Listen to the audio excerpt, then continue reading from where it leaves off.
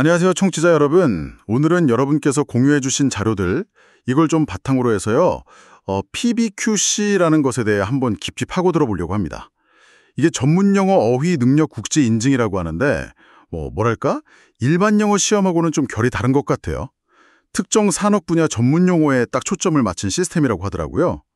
저희가 오늘 볼 자료들은 이걸 개발한 GLAD라는 회사의 공식 설명도 있고요. 또 관련 연구 결과들, 그리고 이게 실제로 어떻게 쓰이고 있는지 그런 사례들이 담긴 자료들입니다. 그래서 이번 시간에는 이 PBQC가 도대체 뭔지, 또 어떤 식으로 운영되는 건지, 그리고 왜 특히 대만에서 교육계뿐만 아니라 산업계에서도 이렇게 주목을 받는지 그 핵심을 좀 알아보겠습니다. 자, 그럼 바로 시작해 볼까요? 네, 그 PBQC 방금 말씀하신 대로 전문 영어 어휘 능력 국제 인증의 약자인데요.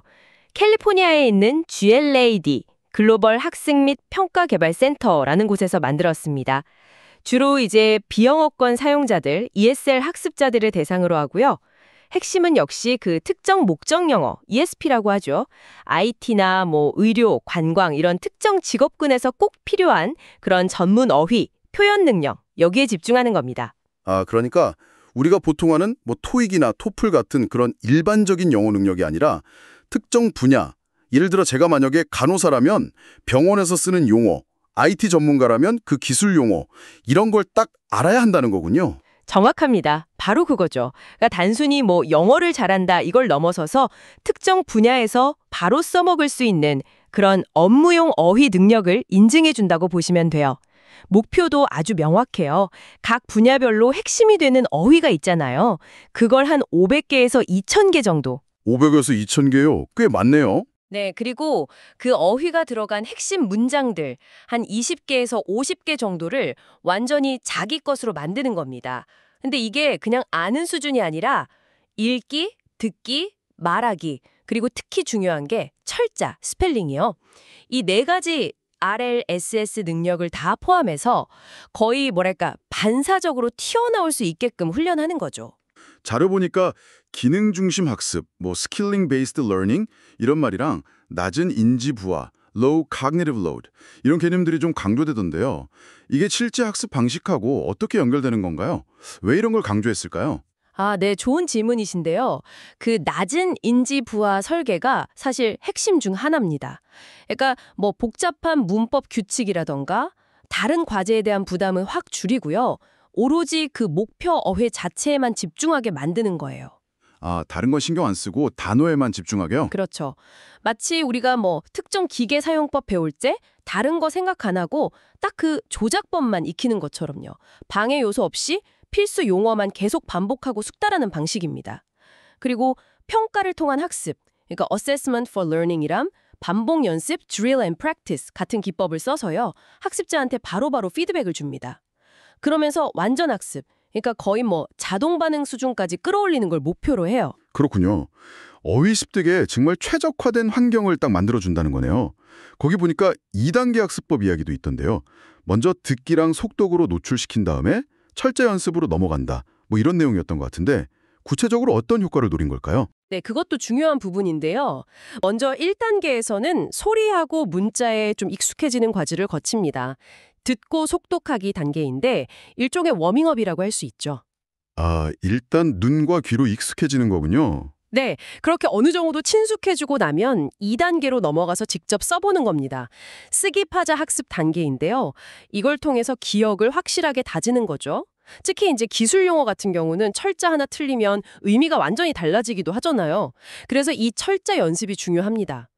그리고 이 전체 과정에서 시스템이 계속 학습자의 약점을 분석해주고 뭘 더 보완해야 할지 알려주고요. 자, 그럼 이제 이게 왜 이렇게 주목받는지 그 얘기를 좀 해봐야 할 것 같은데요.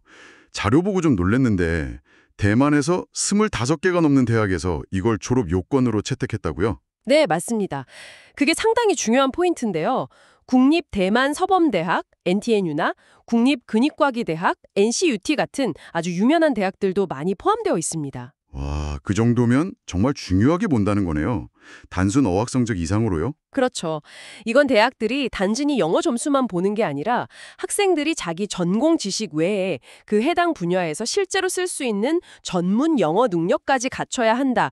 이걸 이제 핵심 역량, 소위 이중 핵심 역량, 듀얼 코어 컴피턴시로 보고 있다는 아주 강력한 신호죠. 아마 기존 영어 교육만으로는 좀 부족하다는 인식이 있었던 것 같아요. 그럼 이게 그냥 대학이나 기업에서 필요하다고 하니까 쓰는 건가요? 아니면 학문적으로도 좀 근거가 있는 건가요? 물론 근거가 있습니다. 그냥 요구만으로 되는 건 아니고요. 실제로 TSSI나 CSSI 같은 그쪽에서는 꽤 권위 있는 학술지들이 있거든요.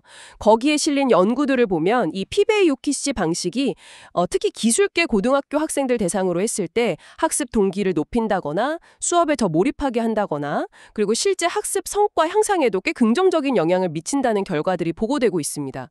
그리고 박사 논문이나 석사 논문 주제로도 이게 활발하게 다뤄지고 있고요. 그러니까 교육 방법론으로서의 효과도 어느 정도 입증되었다고 볼 수 있는 거죠. 흥미롭네요.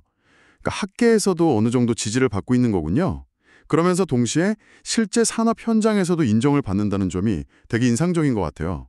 아까 말씀하신 자료에 보면 뭐 폭스콘 같은 그런 글로벌 기업이나 호텔 그룹들 이런 데서 PBQC 딴 사람들을 채용할 때 우대한다면서요. 네, 맞습니다. 폭스콘도 그렇고 리얼루전이라는 회사도 있고 그 외에도 여러 기업들이 명단에 올라와 있어요.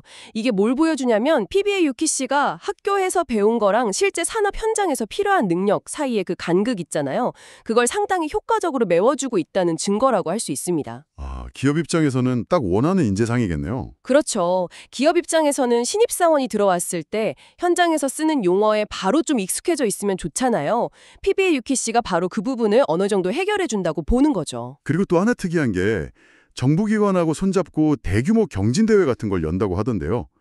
경쟁을 통한 학습 촉진, 이사이 출시라고 표현했던데 이건 어떤 전략인가요? 네, 그 이사이 추이 씨의 방식도 PBQC 확산에 있어서 아주 중요한 전략 중 하나로 보입니다. 일종의 경쟁 구도를 만드는 거죠. 이걸 통해서 학생들의 참여를 유도하고 학습 동기를 자연스럽게 끌어올리는 효과가 있습니다. 그리고 신베이 신원, 타이중 씨 같은 지방정부랑 같이 협력해서 진행하니까 이 시스템 자체의 공신력을 높이는 데도 도움이 되고요. 자, 그럼 이 모든 정보들이 저희 청취자 여러분께는 어떤 의미가 있을지 한번 정리해 볼까요? 네. 만약에 지금 청취자분께서 대만에서 이런 관련 분야를 공부하고 계신 학생이다. 그러면 졸업이나 취업 준비 과정에서 이 PBQC를 접하실 가능성이 꽤 높습니다. 이력서에 그냥 영어 점수 말고 실질적인 직무 영어 능력을 보여주는 하나의 증거가 될 수 있겠죠. 또 만약 교육계에 계시거나 혹은 기업의 인사 HR 담당자시라면 이 PBQC는 좀 눈여겨볼 만한 사례입니다. 학습 성과를 측정하기도 용이하고 또 학교와 기업 양쪽에서 다 인정을 받는 그런 직무 영어 교육 모델이니까요. 아주 실용적이면서 현장에 바로 적용 가능한 언어 능력을 키우는 데 초점을 맞춘 성공적인 모델 중 하나로 참고하실 수 있을 것 같습니다. 네, 오늘 저희는 이 PBQC라는 것이 특정 산업 분야의 영어를 정복하기 위한 아주 실용적이고 체계적인 접근법이라는 걸 확인했습니다. 그리고 대만에서는 이게 학계 연구, 또 교육기관의 실제 도입, 그리고 기업들의 인정을 통해서 성공적으로 자리를 잡아가고 있다는 점도 살펴봤고요. 여기서 근데 한 가지 더 생각해 볼 만한 질문이 떠오르는 것 같아요. 이렇게 특정 분야의 전문 어휘를 아주 집중적으로 마스터하는 것이 과연 우리가 글로벌 환경에서 실제로 필요로 하는 그 전반적인 직무, 의사소통 능력 향상에는 실제로 어느 정도까지 기여할 수 있을까 하는 점입니다. 이 전문성이랑 보편성 사이의 그 균형점을 어디서 찾아야 할지 한번 계속 곱씹어 볼 만한 문제가 아닌가 싶습니다.